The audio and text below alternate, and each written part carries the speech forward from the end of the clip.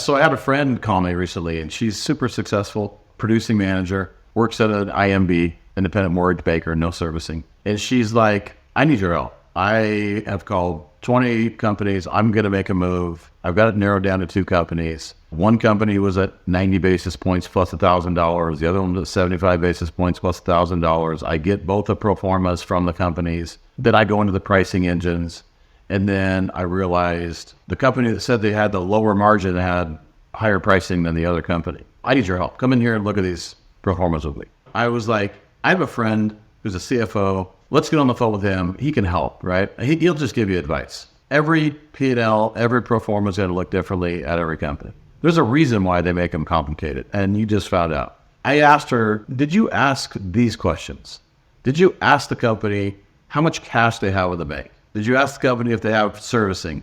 And if they do, how much servicing? Did you ask the company what their cost to produce was, the manufacturing cost? Did you ask them those types of questions? Because at the end of the day, you want to get a good deal, but you also want to make sure the company is going to be here in a year. And she's, no, I didn't ask those questions. I can't do that. You can do that, and you should do that. And if they don't want to answer those questions, there's probably something wrong. So run. And is it normal? Probably not.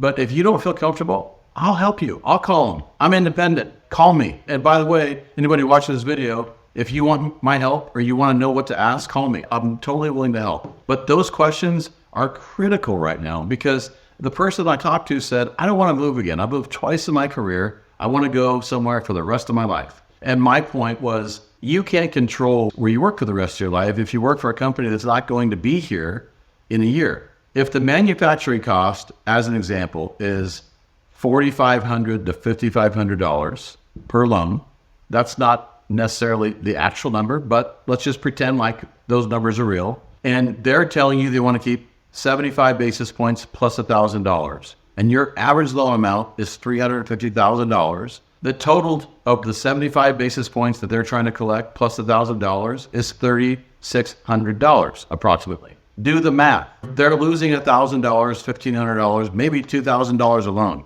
Ask them how many loans they're doing. If they're doing 500 loans a month and they're losing $1,000 or $2,000 a loan, and you know how much cash they have in the bank, you know that company is not going to be around very long. If the rates don't change dramatically in the next couple of days, right? Or a couple of months. So my point is, I actually think the most important questions today are related to the company's financial stability.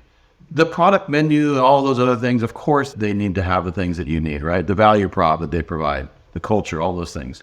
But the most important thing today is this company going to be able to survive this market? If you're an independent mortgage banker and you don't have servicing and you don't have a lot of cash and you're losing money, you need to ask a lot of questions if you're looking at one of those companies.